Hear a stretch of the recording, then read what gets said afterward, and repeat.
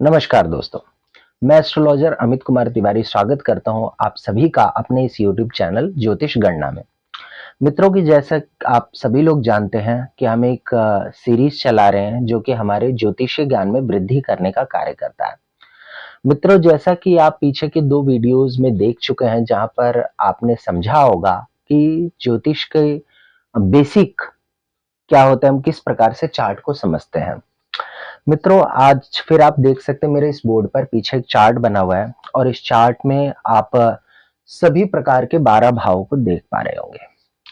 मित्रों, आज हम इस YouTube वीडियोस के माध्यम से ये चीज समझने का प्रयास करेंगे कि प्रत्येक भाव आपके किन-किन दृश्यों को प्रदर्शित करता है। मित्रों, अगर आप एक एस्पेक्ट से समझें कि ये जन्म कुंडली का जो भाव है, ये 12 भाव एक तरीके से तो आपको ये बताते हैं कि आपका शरीर किस प्रकार है। ये एक लग्न कुंडली है, तो ये लग्न कुंडली जो बताती है ये आपके शारीरिक संरचना को बताती है। पहली चीज तो ये रहा, क्योंकि आपकी लग्न कुंडली है तो ये आपका शरीर हो गया। दूसरी चीज मित्रों, ये भी बताती है कि आपका घर परिवार, आपका सामाजिक व्यवस्था कैसी है। तीसरी चीज, यही लग्न कुंडली ये भी बताती है कि आपका भाग्य कहां पर है, आपका भाग्य जागृत है, सुप्त है, किस प्रकार से, वो भी यही लग्न कुंडली बताती है। मित्रों, इसी प्रकार से हम इसके विभिन्न प्रकार के भावों को अब हम अपनी वीडियो के माध्यम से समझने का प्रयास करेंगे। मित्रों, जब आप एक लग्न कुंडली, जब आपका जन्म होता है, उस समय पर पृथ्वी जिस अवस्था में रहती है उसके पूर्व दिशा में जिस राशि का उदय होता है, वह उदित हुई राशि ही आपको आपके लग्न के रूप में दिखाई देती है। मित्रों, उसी से हम आपके संपूर्ण जीवन का एक आकलन करते हैं या एक ज्योतिषिक आकलन करता है।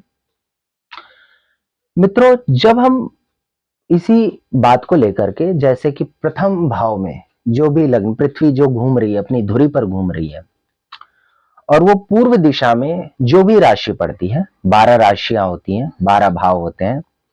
आप सभी लोग जानते होंगे, 1 नंबर राशि मेष राशि, 2 नंबर वृषभ, तीसरा मिथुन, चौथा कर्क, पांचवा सिंह, छठा कन्या, सातवां आपकी तुला, आठवां वृश्चिक, नौवां धनु, 10वां मकर, 11वां कुंभ और 12वां मीन राशि। ये 12 राशियां हो गई।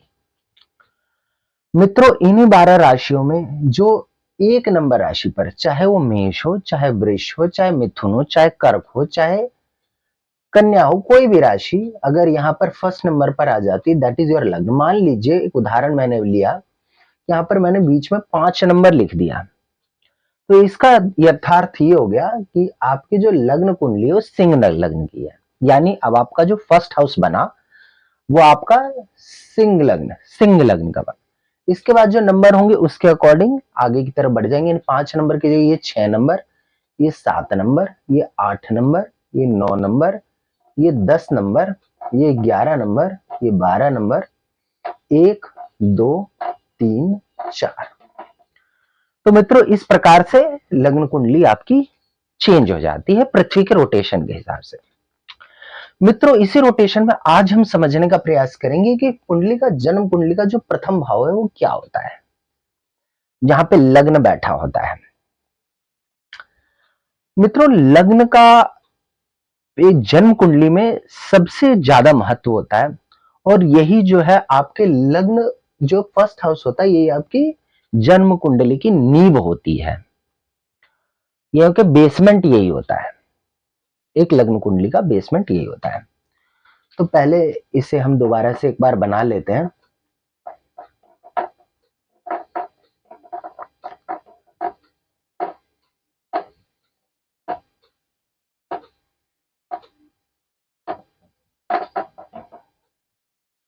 तो हम यहाँ पर फिर से मेंशन करते हैं, 1 2 3 4 5 6 7 8 9 10 11 12।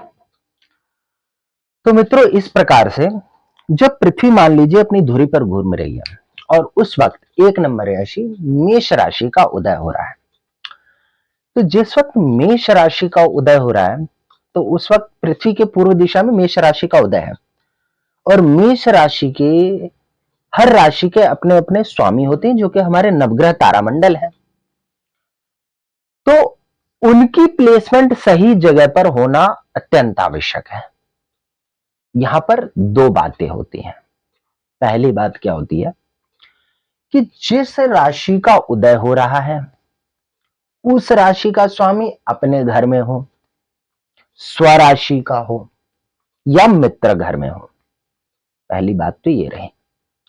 दूसरी बात क्या होती है कि वो अपने नक्षत्र के अंदर हो, वो अपने सही नक्षत्र, अपने मित्र नक्षत्र के अंदर हो, तो उसे और बलाबल मिलता है। अर्थात यानी कि मैं बात करूं कि अगर मेष राशि है, मेष राशि का स्वामी हो गया मित्रों मंगल।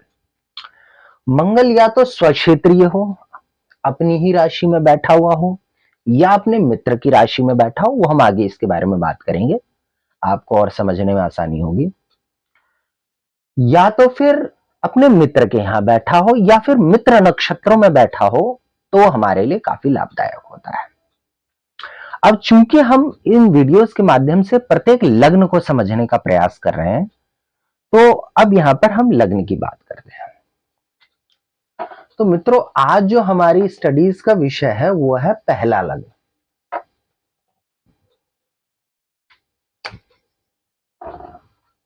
प्रथम घर। ठीक है मित्रों, तो यह प्रथम घर की जब बात होती है तो फर्स्ट हाउस क्या कहता है? फर्स्ट हाउस हमें समझाता है